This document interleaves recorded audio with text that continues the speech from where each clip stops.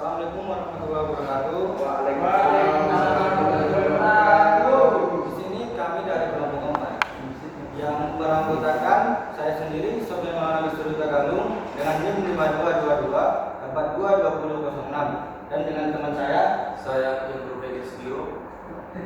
Di sini kami membawakan materi yaitu jejak digital dan privasi online. Nah, sebelum kita mengetahui jejak digital dan privasi online, kita mempelajarinya, kita mempresentasikannya, kita harus memahami apa dulu pembahasan kita mengenai jejak digital dan privasi online. Ketika kita membuka sesuatu di sosial media ataupun di internet mengenai pencarian-pencarian kita harus memahami apa yang mau kita cari, apa yang mau kita laksanakan di dalam sosial media.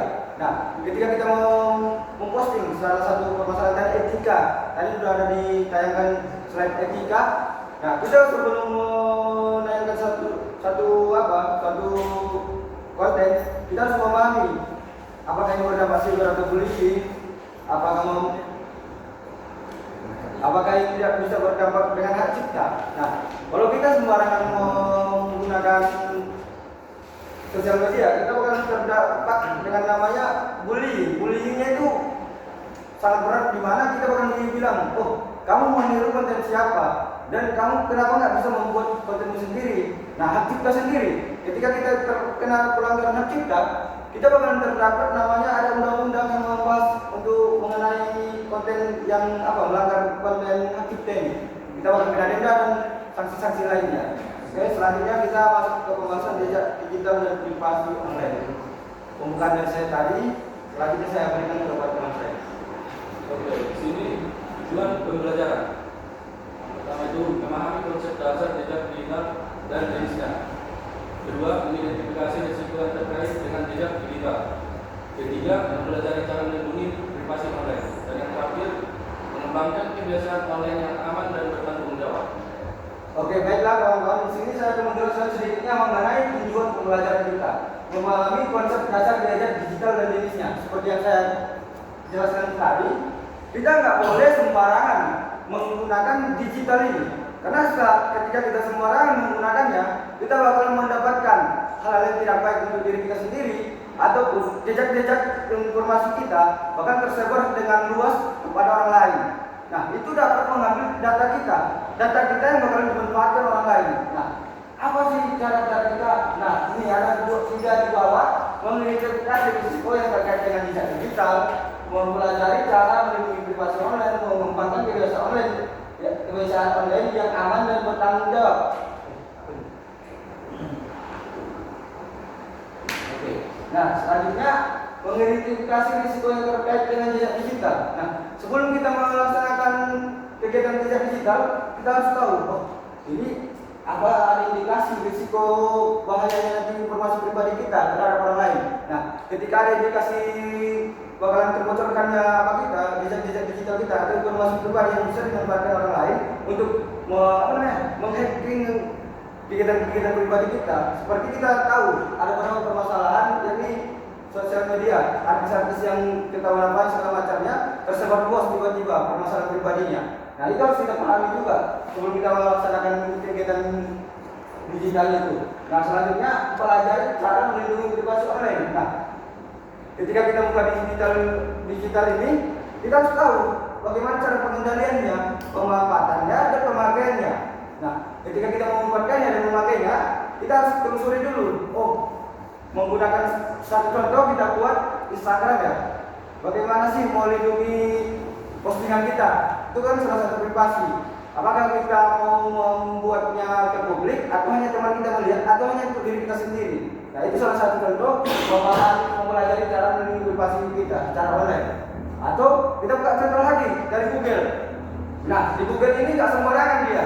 Seperti tadi link phishing.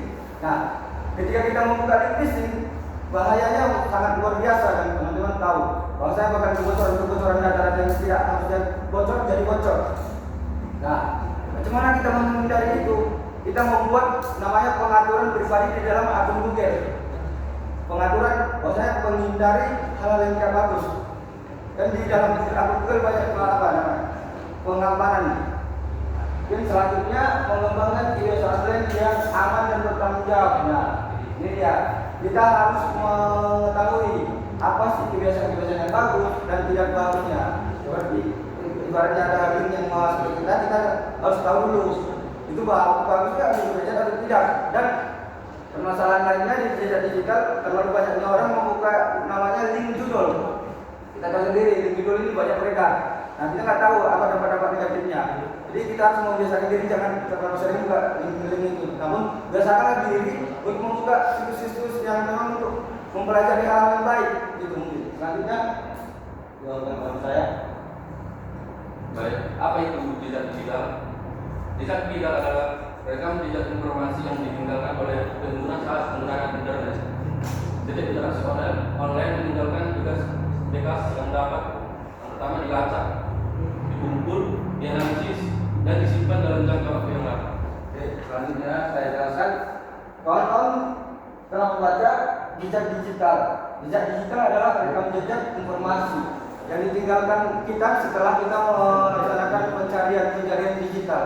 Nah, setelah dari penjelasan saya, mungkin teman-teman pahami, kita nggak boleh sembarangan mencari hal-hal yang nggak bagus, ataupun kita membuka link-link yang lain-lainnya.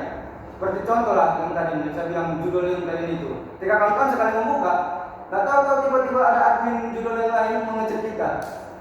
CP88, apa saja itu contoh ya Pak kan? Nah, dia tiba-tiba datang ke WhatsApp kita, ngecek kita dari mana-mana. Ada berapa admin? Bahkan saya pernah lihat contoh kawan saya sendiri, sampai 20 admin yang ngecek dia, terakhir hapus nomor WA untuk mereka tidak di situ. Jadi kita harus tahu jejak digital kita itu kalau sembarangan kita buka, informasi pribadi kita bisa langsung diambil orang, bukan kas dia. Karena kita ini secara globalisasi dia permainannya bukan kayak kita bilang buka ini ya nggak tahu orang nanti. Namun kita harus memahami banyak hacker-hacker pintar yang bisa mengambil data kita dengan santai dan mudah. Itu selanjutnya. Belum dia.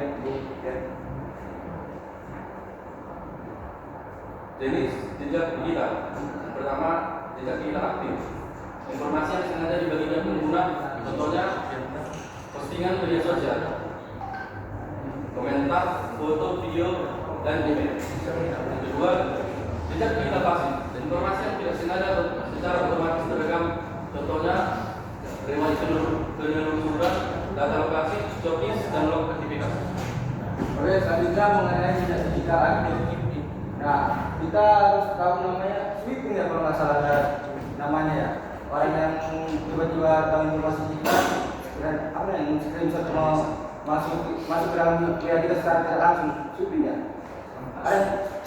Itulah ya yang kurang apa juga namanya. Ya, kita nggak boleh sembarangan membagikan postingan sosial media seperti foto yang di story WA ya kan. Kita kira bagus, ternyata ketika kita duduk di satu tempat kita posting itu ini pemandangannya. Nah, di situ kita duduk di situ harinya ada orang yang nggak bagus sama kita, langsung terlacak kita di mana lokasi kita. Nah, ketika terlacaknya itu bisa membuat kita dampak yang tidak baik. Dampak apa itu yang membuat kejahatan ataupun dan lainnya. Satu. Kedua, mengenai jejak digital pasif, informasi yang tidak sengaja atau secara otomatis terekam. Riwayat penelusuran data lokasi, cookies dan notifikasi. Mungkin kalau ini tadi sudah dijelaskan ya, kalau kita paham. Dia nggak boleh sembarangan kita membuka. Nah, ketika kita buka, dia tersimpan di dalam akun email kita itu. Kalau bisa membuka sekarang Google-nya, di dalam Google kalian itu tersimpan loh. Atau Chrome kalian buka nama history.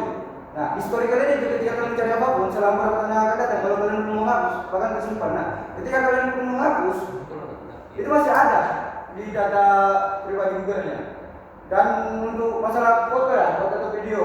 Untuk foto dan video, kalau kalian lihat sekarang kalian hapus, nah kalian bilang udah hapus permanen, namun tidak terhapus permanen. Nah, saya pernah coba telusuri itu.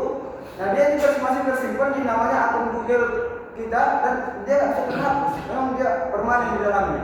Itu yang kadang mau tersebar secara tidak langsung. Itu makanya banyak kejadian kebocoran informasi pribadi yang memang harusnya orang lain nggak tahu, jadi tersebar. Jadi itu ya jelasnya. Selanjutnya.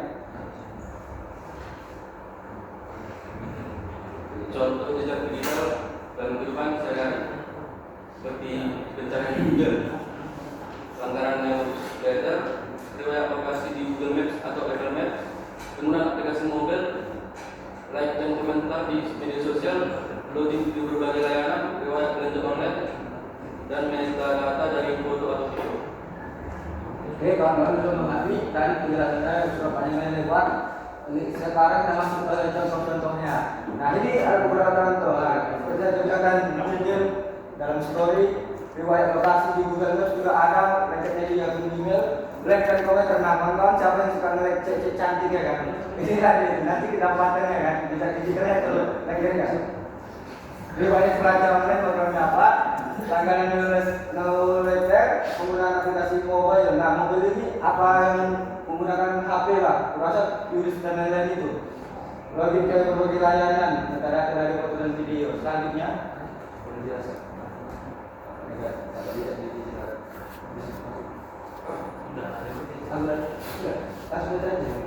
Dampak tidak digital yaitu positif, personalisasi pengalaman online, akses ke layanan yang relevan, kemudahan layanan digital. Berikutnya, dampak negatif, risiko privasi, penyalahgunaan data pribadi, pencurian identitas, diskriminasi berbasis data, dan filter bubble dan bias informasi. Assalamualaikum. Sini dampak jejak digital. Ada yang bertanya di sini apa itu? Jadi tanda plusnya positif dan minusnya itu tanda negatifnya. Jadi negatif dan positif. Jadi kita jelaskan sedikit mengenai positifnya itu personalisasi pengalaman.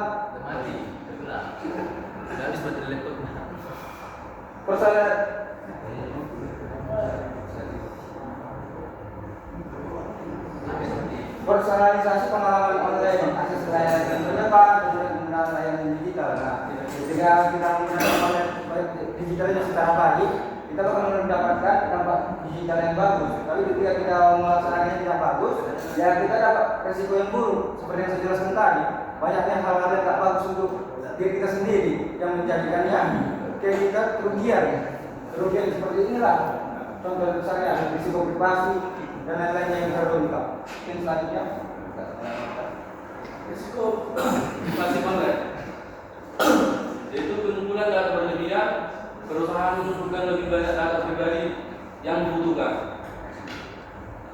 dan juga penggunaan data tanpa izin, data digunakan untuk tujuan yang tidak disetujui pengguna. Kemudian pelanggaran data pribadi bocor akibat serangan siber. Trolling dan pemantauan, vilas online dianalisis untuk membuat profil perilaku dan pencurian identitas. Informasi pribadi digunakan untuk impersonasi.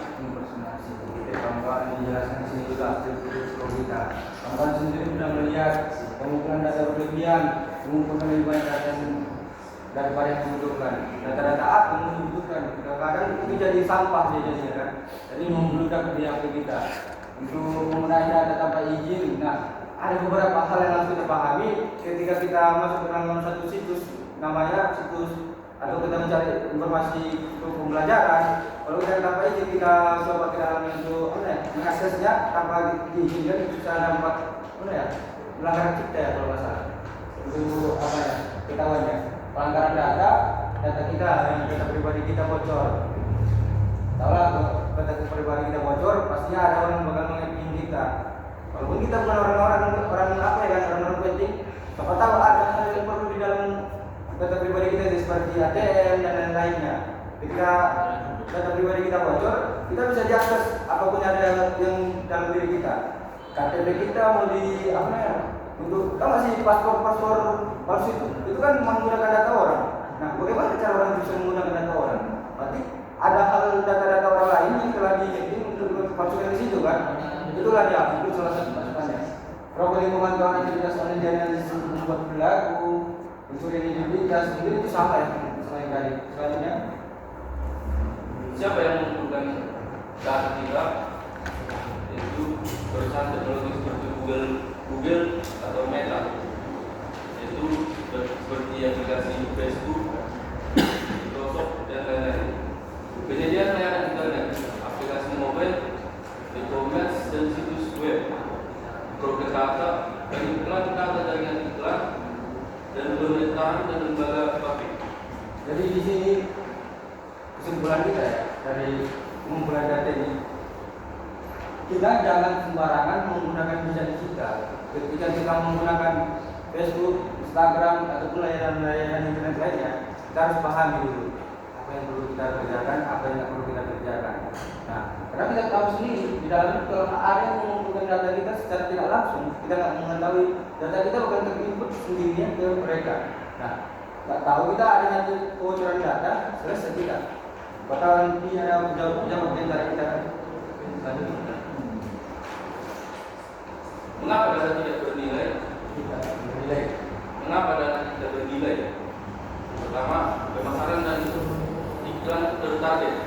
Kedua, pengembangan produk dan layanan, analisis perilaku konsumen, personalisasi pengalaman pengguna, dan yang terakhir, penilaian kredit dan asuransi riset pasar, proses penghutang. Oke, baiklah. Selanjutnya ini mengapa data kita bernilai?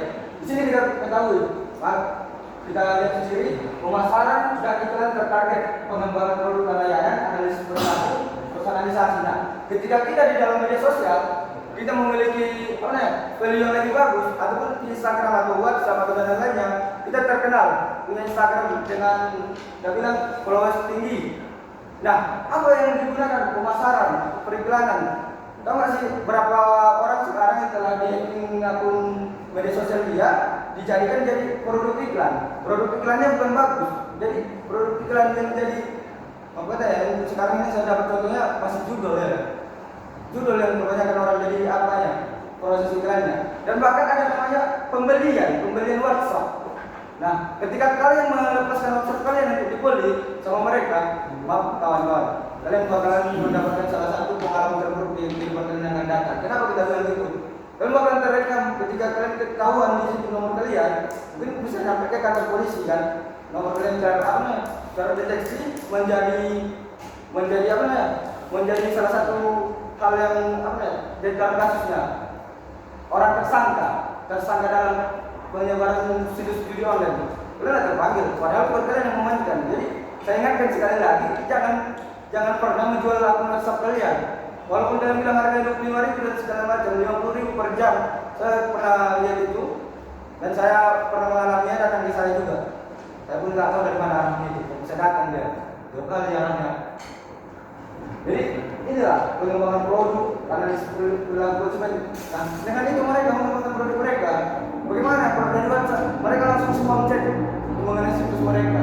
Mereka ngapain segala macamnya buat produk-produk mereka. Mungkin selanjutnya ya, ini sudah dipahami sama kawan-kawan. Paradoks privasi, keinginan untuk melindungi privasi. Paradoks privasi, kesenjangan antara keinginan dan perilaku yang justru membahayakan privasi. Mengkhawatirkan privasi, banyak orang tetap membagikan informasi pribadi secara online menggunakan layanan juga. Nah, kita teman-teman melihat juga ini ya, keinginan kita untuk melindungi privasi, namun ada namanya kesenjangan antara keinginan dan perilaku. Keinginan kita memang untuk melindungi, tapi perilaku kita nauzubillah menjadi. Nah, kita bilang karena kita mau yang enggak ya, yang enggak bagus kita buka. Jadi ketika kita rasa terlindungi privasi kita, namun secara tidak langsung privasi kita itu terlempar ke orang-orang lain, orang-orang banyak. Nah, perilaku ini bisa membahayakan privasi kita sendiri. Nah, dengan secara tidak langsung kita yang membuat diri kita terjerumus di dalamnya. Nah, untuk bagian privasi secara online menggunakan layanan yang bisa mengumpulkan data, tidak baca kebijakan privasi, tidak menggunakan alat perlindungan privasi. Selanjutnya, assalamualaikum. Oke, baiklah, terima kasih telah selesainya slide kami dalam kita jejak digital dan privasi online, pembahasan kami dan pemaparan kami. Mungkin kepada teman-teman ada yang kurang paham mengenai pembahasan kami di dalam pengembangan jejak digital dan privasi online, bisa dipertanyakan. Saya kembalikan. Persilakan. Mana ini? Berapa pertanyaannya? Kayaknya 3 orang ya? 2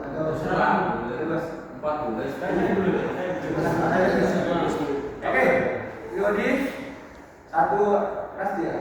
Rasti Aldi. Oke, dulu.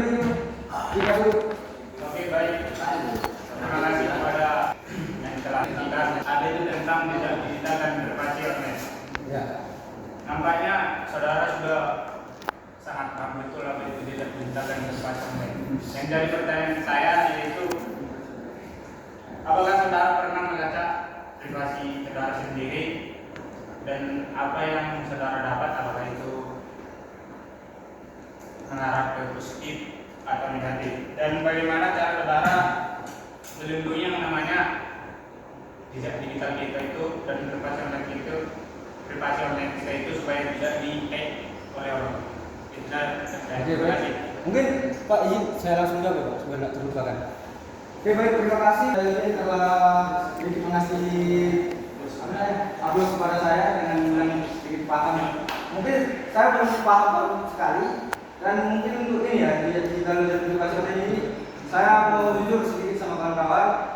Sebenarnya PPT kami pun baru tadi dibuat. Saya kira kami presentasinya di minggu yang akan datang Pak. Saya belum akan selesai, tapi karena dibilang dan kabar penting, saya tiba-tiba langsung berkelompok hari ini. Jadi kami persiapkanlah. Jadi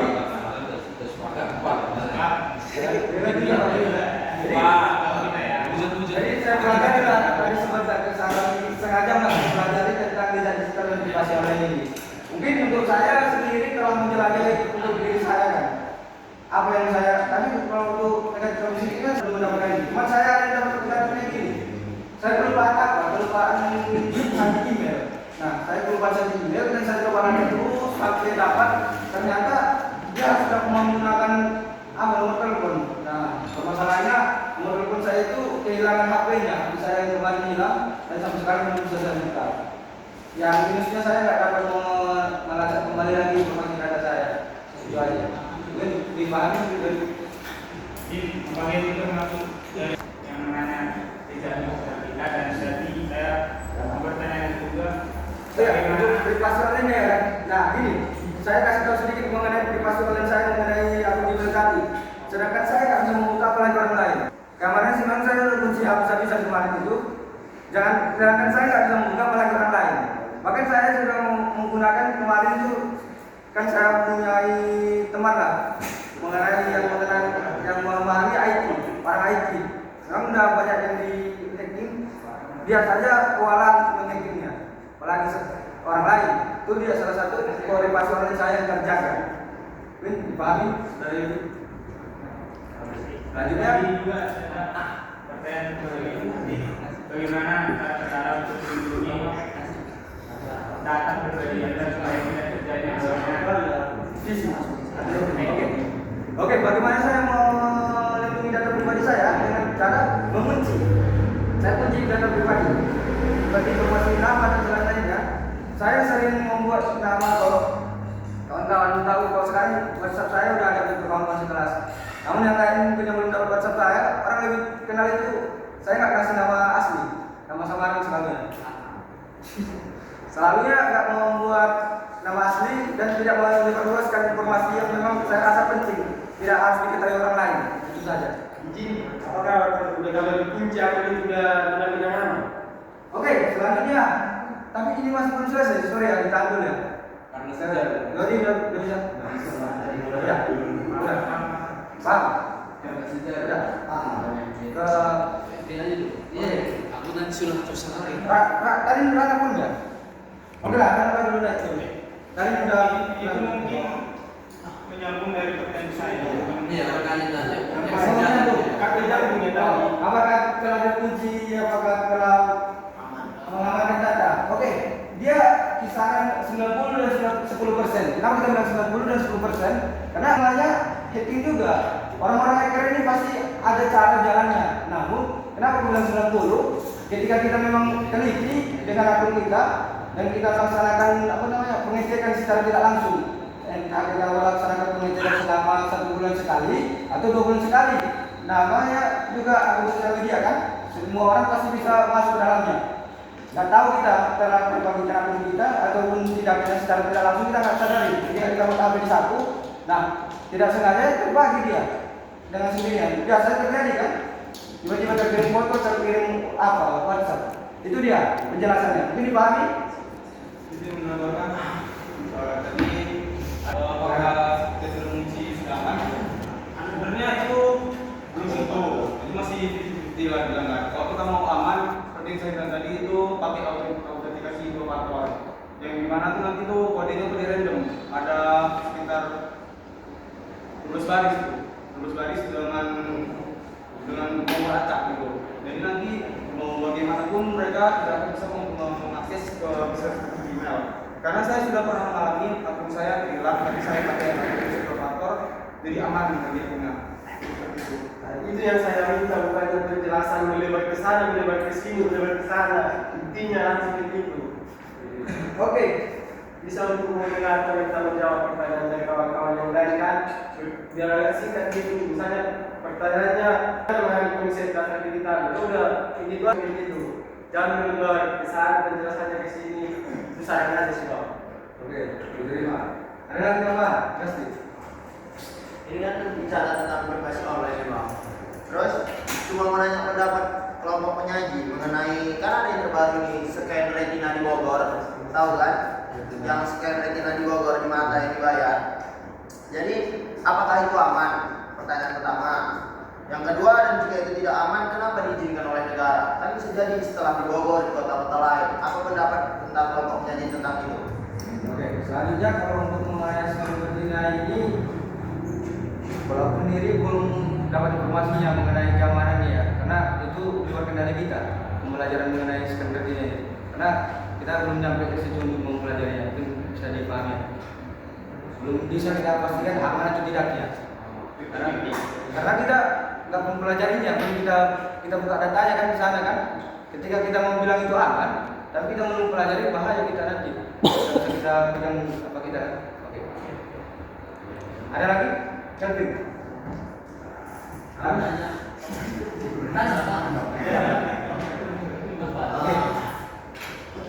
Habis. Oke, assalamualaikum warahmatullahi wabarakatuh. Telah selesainya pemaparan dari digital dan dibahas online. Mungkin ada salah dari penjelasan kami, pemaparan kami mohon maaf dan kami pamit undur diri. Assalamualaikum.